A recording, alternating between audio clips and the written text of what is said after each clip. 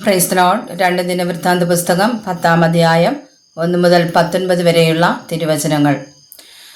രഹബയാമിനെ രാജാവാക്കേണ്ടതിന് ഇസ്രായേലെല്ലാം ഷേക്കേമിൽ വന്നിരുന്നതുകൊണ്ട് അവനും ഷേക്കേമിൽ ചെന്നു.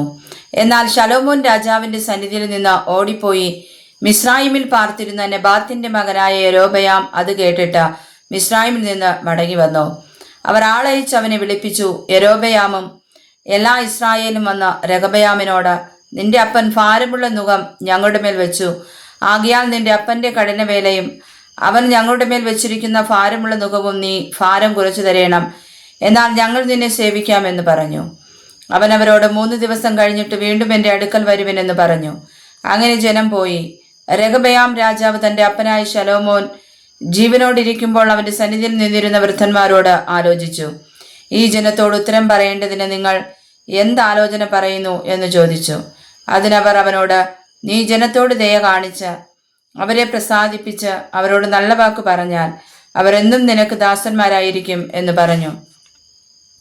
എന്നാൽ വൃദ്ധന്മാർ തന്നോട് പറഞ്ഞ ആലോചന അവൻ ത്യജിച്ചു. തന്നോടുകൂടെ വളർന്നവരായി തൻ്റെ മുമ്പിൽ നിൽക്കുന്ന യൗവനക്കാരോട് ആലോചിച്ചു. നിന്റെ അപ്പൻ ഞങ്ങളുടെ മേൽ വെച്ചിരിക്കുന്ന നുകം ഭാരം കുറച്ചു തരണമെന്നിങ്ങനെ എന്നോട് സംസാരിച്ചിട്ടുള്ള ഈ ജനത്തോട് നാം ഉത്തരം പറയേണ്ടതിന് നിങ്ങൾ എന്താലോചന പറയുന്നു എന്ന് അവരോട് ചോദിച്ചു. അവനോടുകൂടെ വളർന്നിരുന്ന യൗവനക്കാർ അവനോട്, നിന്റെ അപ്പൻ ഭാരമുള്ള നുകം ഞങ്ങളുടെ മേൽ വെച്ചു. നീ അത് ഭാരം കുറച്ചു തരണമെന്ന് നിന്നോട് പറഞ്ഞ ജനത്തോട്, എൻ്റെ ചെറുവിരൽ എൻ്റെ അപ്പൻ്റെ അരയേക്കാൾ വണ്ണമുള്ളതായിരിക്കും.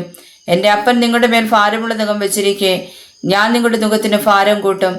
എൻ്റെ അപ്പൻ നിങ്ങളെ ചമ്മട്ടി കൊണ്ട് ദണ്ഡിപ്പിച്ചു, ഞാനോ നിങ്ങളെ തേളിനെ കൊണ്ട് ദണ്ഡിപ്പിക്കുമെന്നിങ്ങനെ നീ ഉത്തരം പറയണമെന്ന് പറഞ്ഞു.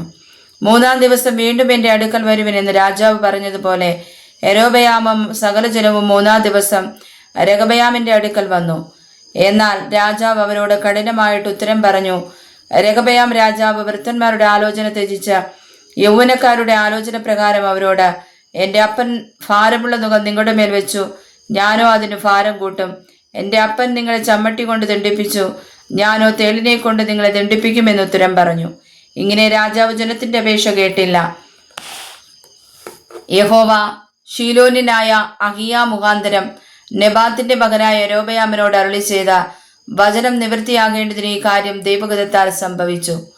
രാജാവ് തങ്ങളുടെ അപേക്ഷ കേൾക്കയില്ല എന്ന് എല്ലാ ഇസ്രായേലും കണ്ടപ്പോൾ ജനം രാജാവിനോട്, ദാവീദിങ്കൽ ഞങ്ങൾക്ക് എന്തോഹരിയുള്ളൂ? ഇശായിയുടെ പുത്രങ്ങൾ ഞങ്ങൾക്ക് അവകാശമില്ലല്ലോ. ഇസ്രായേലെ ഓരോരുത്തൻ താന്താന്റെ കൂടാരത്തിലേക്ക് പോയിക്കൊള്ളുവിൻ, ദാവീദേ നിന്റെ ഗൃഹം നോക്കിക്കൊള്ളുക എന്ന് ഉത്തരം പറഞ്ഞു. ഇസ്രായേലൊക്കെയും തങ്ങളുടെ കൂടാരങ്ങളിലേക്ക് പോയി. യഹൂദാ നഗരങ്ങളിൽ പാർത്തിരുന്ന ഇസ്രായേലിയർക്കോ രഹബയാം രാജാവായി തീർന്നു. പിന്നെ രഹബയാം രാജാവ് ഊഴിയവേലയ്ക്ക് മേൽവിചാരകനായ ഹദോരാമിനെ അയച്ചു. എന്നാൽ ഇസ്രായേലിയർ അവനെ കല്ലെറിഞ്ഞു കൊന്നുകളഞ്ഞു. രഹബയാം രാജാവ് വേഗത്തിൽ രഥം കയറി യെരൂശലേമിലേക്ക് ഓടിപ്പോയി.